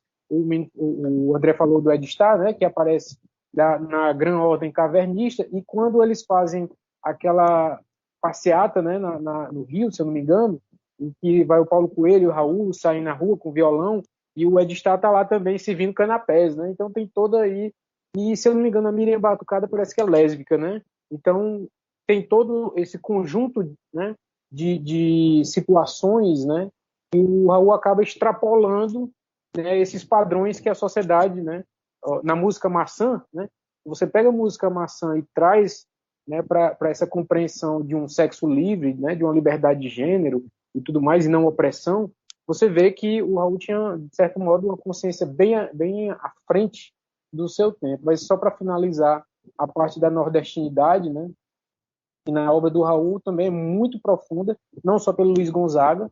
Se a gente pega, por exemplo, a música Os Números, ali é um cordel, né, tal e qual, né, feito com a métrica, com a rima perfeita do cordel que a gente conhece. Inclusive com aquele ritmo bem nordestino, né, mas não só isso, porque o Raul traz essas referências, né, da mística nordestina, que a gente sabe, né, do Caldeirão, a mística de Canudos, né, a mística do Antônio Conselheiro. Então, isso está presente também na música do Raul. Né? Ele é um místico e, ao mesmo tempo, revolucionário. Né? Se a gente pensar assim, é claro que são estereótipos, né?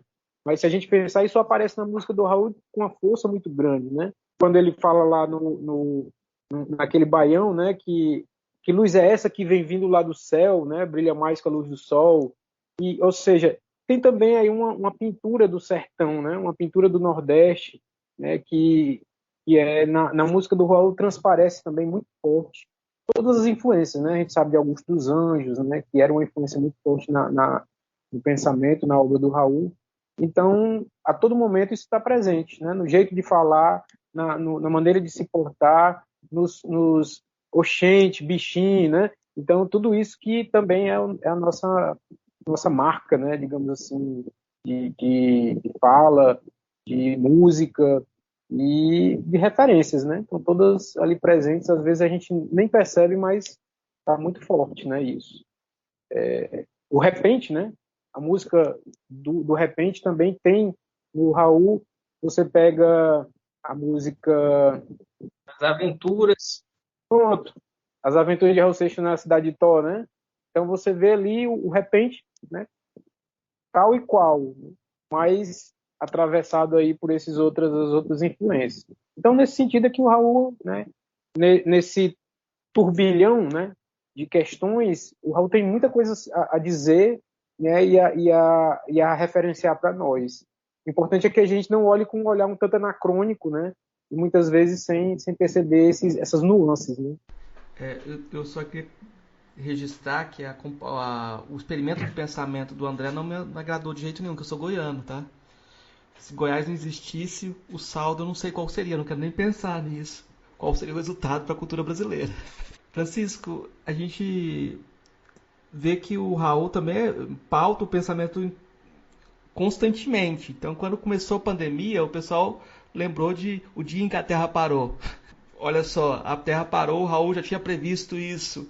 E aí eu queria pensar o Raul nesse contexto nosso, em que a gente está vendo tantos roqueiros reacionários também. Há pouco tempo atrás, o Marcelo Nova deu declaração sobre as máscaras, reclamando das máscaras, exigindo, querendo a liberdade de andar sem máscara. Essa liberdade absoluta que faz parte do discurso autoritário que está no poder atual, inclusive. Né? Essa liberdade que não respeita nada, nenhuma alteridade.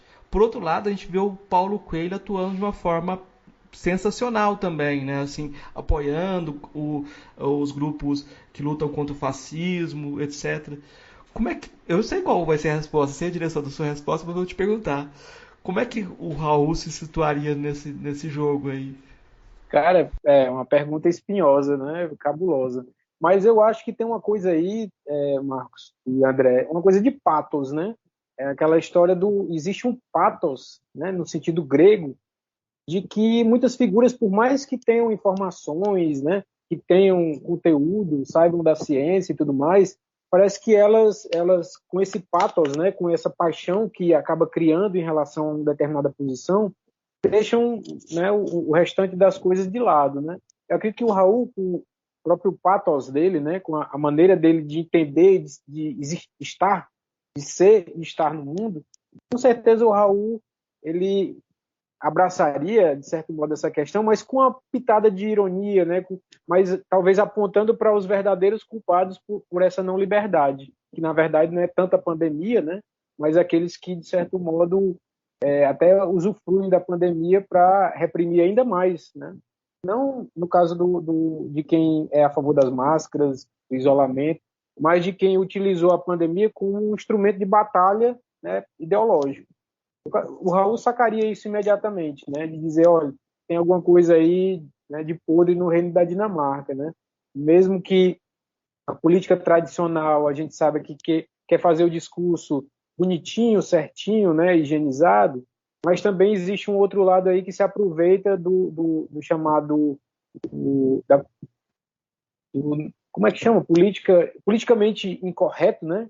Então virou agora a nova moda, né, falar sobre o politicamente incorreto, porque os movimentos, os ativismos são chatos, né? Existe aí uma tentativa de reprimir a liberdade, mas que liberdade é essa também que quer andar na contramão, né? O próprio Raul dizia, é preciso também evitar um pouco, né, desse caminho que pode nos conduzir à nossa própria derrocada. Então, eu acho que o Raul, com aquela malandragem, com aquela, né, esperteza, com a lucidez, né, de um cara que, mesmo na maluquice, apresentava plenamente a sua lucidez, a maluquice aqui, né, entre aspas, né, teria como, né, desmascarar esses discursos falsamente de liberdade, né? Os caras aí querem dar livre sem máscara, mas ao mesmo tempo estão do lado dos que estão dominando, né? Não são totalmente livres os que seguem esse pensamento, né?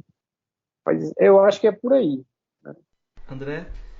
O Raul, durante toda a carreira dele, foi um cara que compôs e produziu coisas que, não vamos dizer assim, atacavam, mas criticavam o regime sem participar de movimentos, né, como o professor Francisco ele falou. E deu o seu tchau, o seu adeus, talvez por enquanto. E eu acho que ali ele disse tudo que ele deveria ter dito, cara. Agora, eu acho que o pessoal, por exemplo, como o Marcelo Nova agora, tomando essa atitude aí, eu só consigo pensar que é alguém que não... Ele assimilou um personagem, não sei, e ficou reproduzindo aquilo como se ainda estivesse naquele tempo, mas não está mais, cara, mudou, né? O tempo é outro, não é? E aí, quando disse assim, mas é a liberdade de...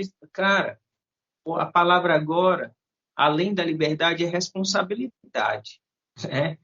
Eu vejo essa palavra da liberdade, liberdade de ir e vir, liberdade de expressão, liberdade... Eu só tenho ouvido o pessoal falando dessa palavra liberdade num sentido extremamente ruim, né? Ninguém está falando de responsabilidade agora, né? A liberdade de vir, mas aí, se você transmitir o Covid para alguém, você vai assumir a responsabilidade? Mas a liberdade de falar o que eu quiser.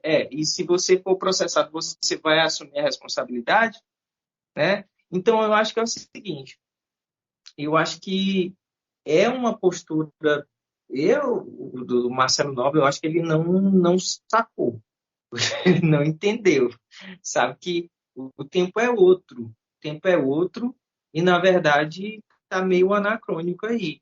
Ele está contribuindo para uma volta do que ele não queria. Não sei.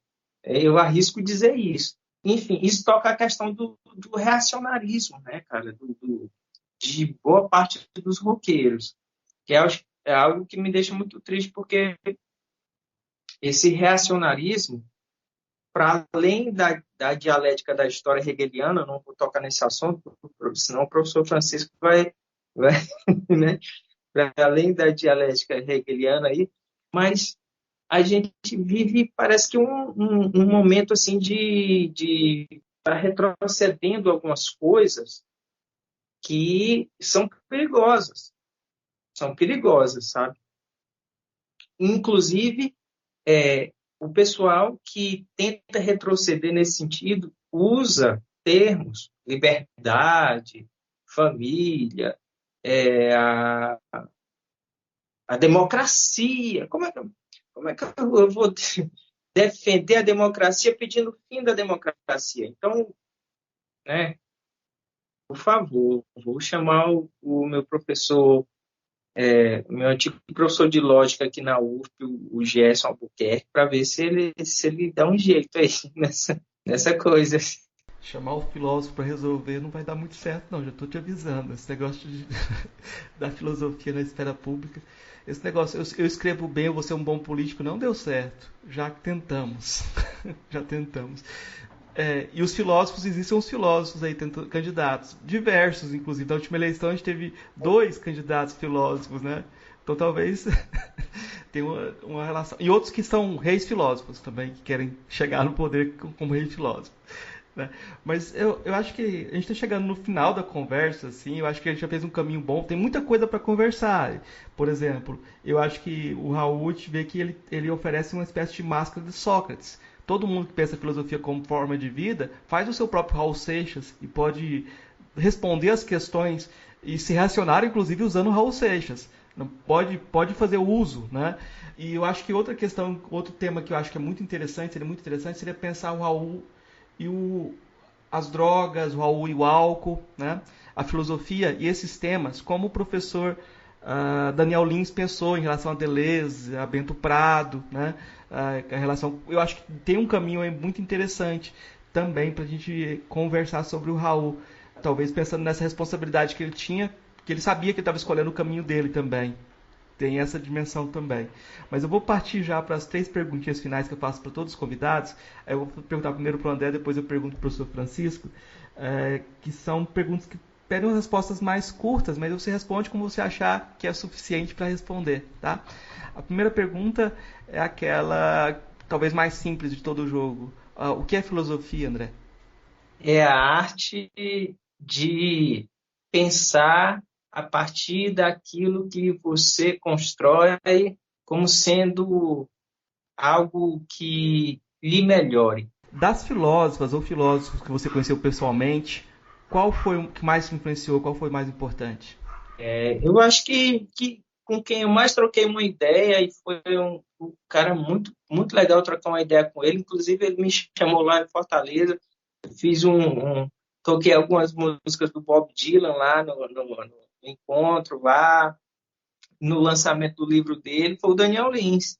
Qual a sua filósofa ou filósofo favorito? Pode parecer meio óbvio, mas eu acho que é o cara que me despertou realmente para a filosofia e até hoje assim é algo no meu horizonte de pensamento e de conduta é Schopenhauer. Eu já vi trabalhos aí sobre Schopenhauer e Raul Seixas e Marcuse, tá? Faz parte do jogo aí também. Agora o Francisco perdeu o poder da surpresa, mas eu vou começar perguntando para ele então o que é filosofia. Diz que a maior pegadinha para o filósofo é pedir para definir o que é filosofia, né? Cara, assim, eu vou utilizar aqui uma frase que é ao mesmo tempo uma reviravolta. Eu digo que filosofia é a liberdade na forma do pensamento e o pensamento se efetivando na liberdade. Então é esse jogo entre pensamento e liberdade. Das filósofas, dos filósofos que você conheceu pessoalmente, qual foi o que mais te influenciou? Pessoalmente, essa é uma batata quente mesmo, porque... Bem, eu vou dizer 3, né? Um deles é um dos primeiros professores que a gente teve na UES, que é o Reginaldo Costa. Foi um professor que fez a gente desaprender tudo que a gente sabia e, ao mesmo tempo, fez reconstruir tudo na base utilizando tudo que era de elemento aí filosófico. O Reginaldo, ele fazia você desacreditar de tudo e depois fazia você reacreditar. Então, essa foi a primeira grande referência que eu tive em filosofia. A segunda foi meu orientador de doutorado, que é o professor Manfredo Oliveira, que é o cara que representa a filosofia no seu mais alto nível, né? Digamos assim, de construção, de rigor. né? E a terceira, ele não é da academia, né? Eu vou logo dizendo que é um amigo que eu tenho, que é lá onde eu morava, lá na Pajuçara, que inclusive é um Raul Seixista, né? Que é o Benício Lúcio. E ele era o primeiro cara que eu vi, assim, já na minha adolescência, que para mim encarnava esse espírito livre e ao mesmo tempo debochado do Raul. Então, foi o primeiro cara que eu disse assim, esse cara é como se fosse o próprio Raul que está aqui entre nós. E esse jeito dele, ele era meio andarilho, desapegado, desligado, brincalhão. E nisso tinha uma coisa de filosofia, né? Que aí vai pegar justamente a sequência da outra pergunta. Qual é a sua filósofa ou filósofo favorito? Apesar de ter estudado Hegel e outras coisas, né? Ser os pensadores que a gente tem mais, por incrível que pareça, eu acho que o pensador que mais me inspirou, embora eu não seja, né, em nenhum momento parecido com ele, é o Diógenes o Cínico. Ele é o cara que encarna a filosofia na sua liberdade, né, mais plena. Seria essa figura. É uma boa referência. É engraçado porque eu vejo o rock como sendo quase uma reedição desse período helenístico, em que cada banda, cada grupo traz um modo de vida, sabe? Você vira fã de um grupo, você tem um modo de vida, um espelhamento de modo de vida, como se fosse um tipo de maneira de ser, né? Aí você identifica, o cara é o Raul Seixista, o outro lá é Legião, o outro ali gosta de sertanejo. Então, a gente vai identificando as pessoas pelo gosto musical, como se houvesse uma identidade de comportamento por trás ali, né? Mas quando as pessoas não leem, esse é o futuro. Talvez a próxima divisão seja os canais de YouTube que a pessoa assina, os canais de TikTok, sei lá, as identidades vão se formando. Mas eu queria pedir então para o Francisco primeiro as indicações para os nossos ouvintes, o que ele quiser indicar para os nossos ouvintes.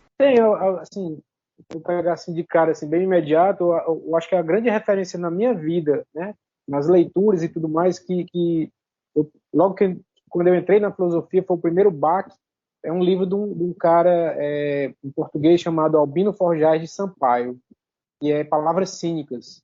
Cara, é escrito em forma de cartas, são 8 cartas, se eu não me engano. Esse livro é demolidor. O cara vai de Nietzsche, niilismo, ceticismo, Schopenhauer. Ele faz, na verdade, são cartas em que ele fala sobre a vida. Cara, vale a pena, vale a pena. André, que você traz de indicação pra gente? Posso fazer 3, né? Claro, pode fazer quantas você achar.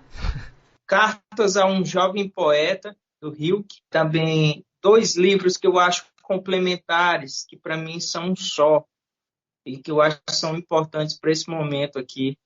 Ensaio sobre a Cegueira, Ensaio sobre a Lucidez, do Saramago. E não poderia faltar O Mundo como Vontade como representação de Schopenhauer, né? Francisco, vou voltar a bola para você. Mais indicações, então.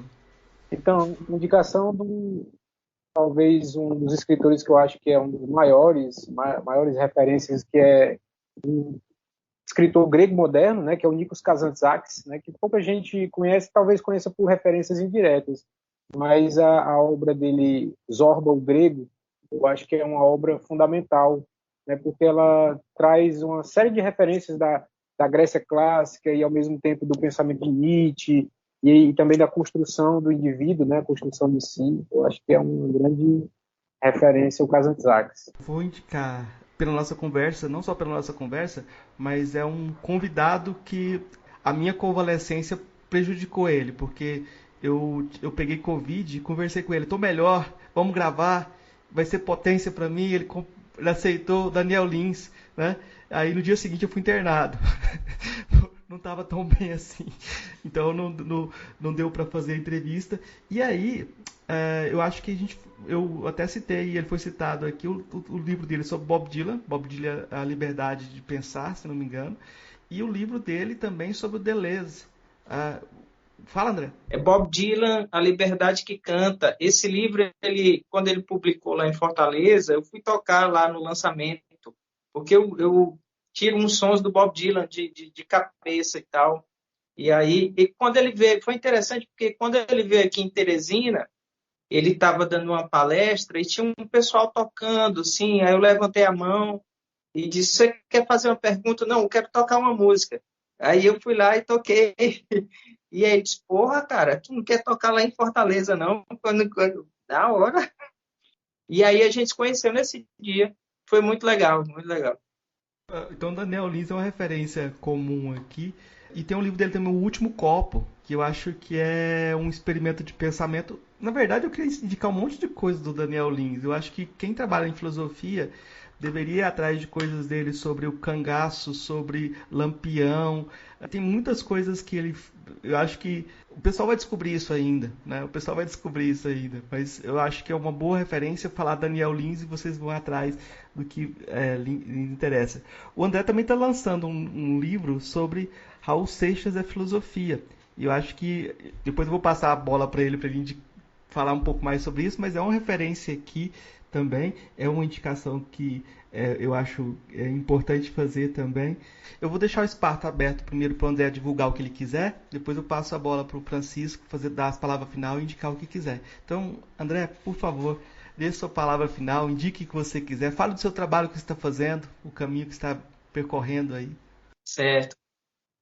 Primeiro, Marcos, muito, muito obrigado mesmo, cara, pelo espaço aí, pro professor Francisco também. Eu espero poder ter a oportunidade de conhecê-los fisicamente, tocar na mão de vocês. E, pessoal, o livro Raul Seixas e a Filosofia, publiquei há pouco tempo. Quem quiser adquirir, eu estou fazendo o trabalho, além de ter escrito, também estou fazendo o trabalho dos Correios, enquanto não privatizo, que é, se você pedir pelo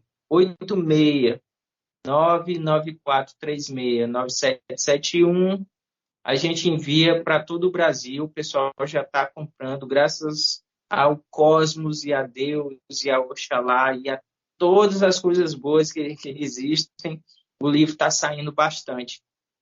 E além desse trabalho, tem outros livros que não, não foram tão...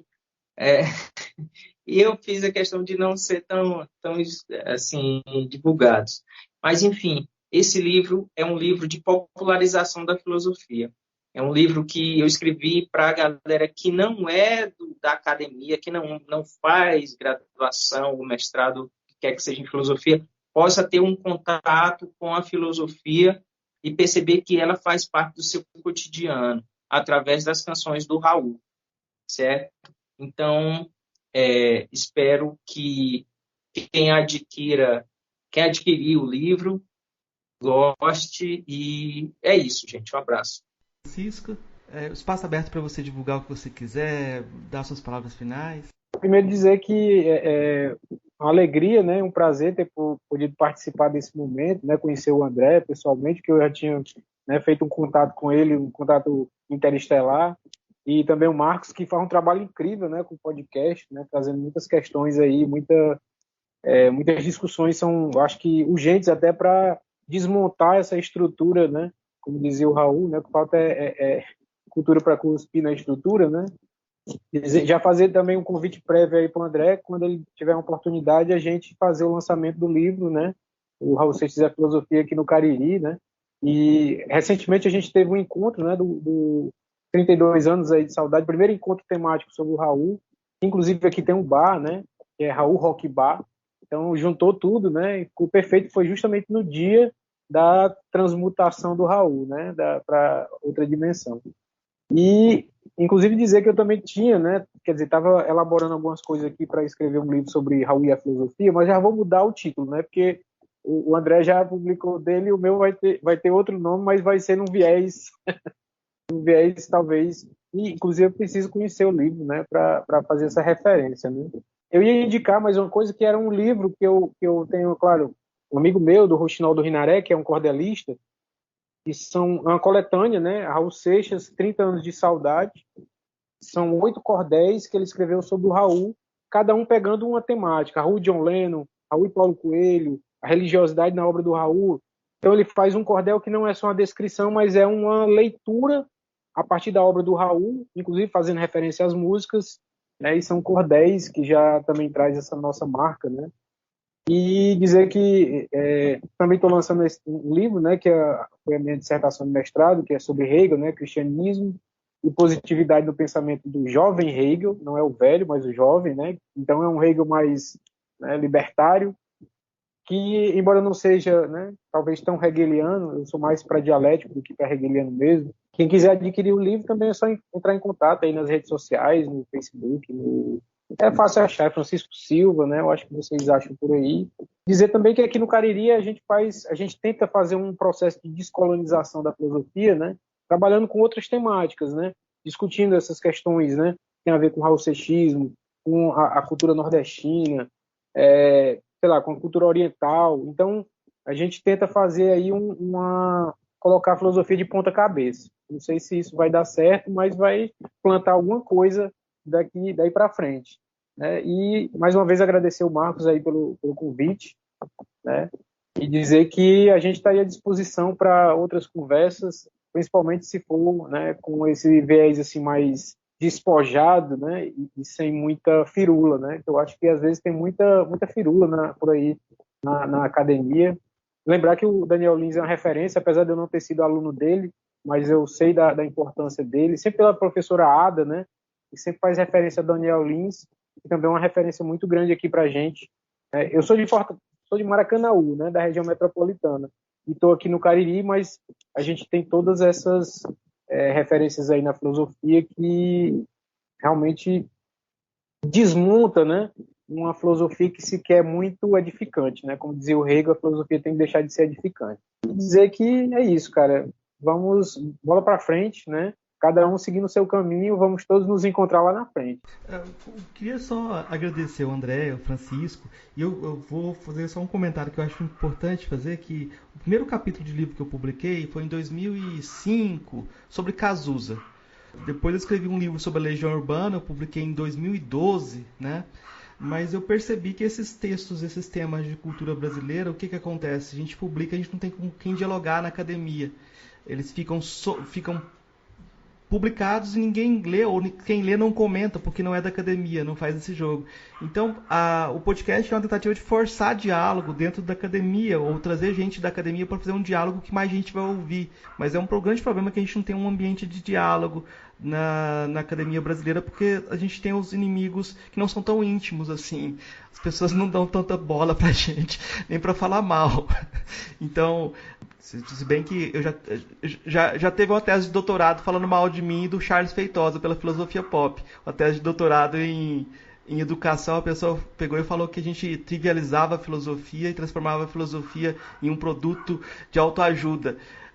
E usou Foucault no final para falar da biopolítica, que a gente fazia parte da biopolítica. Eu fiquei encucado porque eu escrevi sobre Foucault também, eu sei ler Foucault também. As pessoas podiam ter pegado meu texto sobre Foucault para citar também, para chegar na conclusão. Então, fala, Francisco. Só uma coisa que eu acho fundamental também fazer referência, né, o fã-clube, né, do Raulzito Rock Club de Fortaleza, do qual eu sou sócio e tudo mais, e que vem fazendo um trabalho incrível, né, o Raulzito Rock Club. O presidente é o Jorge Lima, né, amigo da gente, que eu conheci em 99, mas o fã-clube é de 90, né, ou seja, ele criou o fã-clube dia 21 de agosto de 1990. E ele é um cara que tem um contato com a família do Raul, né? Ele é compadre do Plínio, né? Do irmão do Raul. E é um cara que faz esse trabalho que eu acho que tem que fazer referência mesmo, que é o trabalho do legado cultural do Raul, né? Porque às vezes tem uns fã-clubes que ficam mais naquela coisa da tietagem. E o Jorge, ele é um cara que está preocupado sempre em fazer do fã-clube um espaço de divulgação de ideias. Então, todos os eventos que ele promoveu, alguns eu participei, sempre tem essa marca de, por exemplo, trazer o cara que publicou uma dissertação sobre Raul, uma tese de doutorado na história, na antropologia, na filosofia. Eu acho que ele já fez contato aí com o André, né? E essa coisa que está faltando, né, também na academia. Não que o Raul tenha que se academizar, né? Se academicizar, sei lá, se a palavra é essa. Mas eu acho que a gente tem que colocar o Raul dentro da academia para ele fazer, né, também lá a mosca na sopa da academia. A academia tem que se raulseixizar um pouco. Exato. Então é nessa pegada, né? Nessa pegada que a coisa também vai descolonizando, né, a moda do Raul. Me perguntaram outro dia, mas e se fosse hoje, né? Como é que ficaria aí a influência do Raul? Mas, cara, eu penso o seguinte, deixa tocar a música do Raul, deixa o Raul fazer a música, porque a música, por si só, ela já faz o processo todinho, né? Quem escutou o Raul sabe, né? Agora eu tenho muito Raul Seixista aí dando para trás, meio reacionário, mas a semente, né, foi plantada, né? Como o Raul diz, né? O meu legado eu deixo para vocês, a minha lucidez, né? Então vocês fazem o resto. E é isso. Tá certo, gente. Muito obrigado. Acho que foi uma... Quem chegou até aqui, ouviu nossa conversa até aqui, tem muita coisa para comentar. Então comenta aí, dá um feedback para a conversa. Eu agradeço então todo mundo que ouviu também, todo mundo que participou desse diálogo. E até a próxima.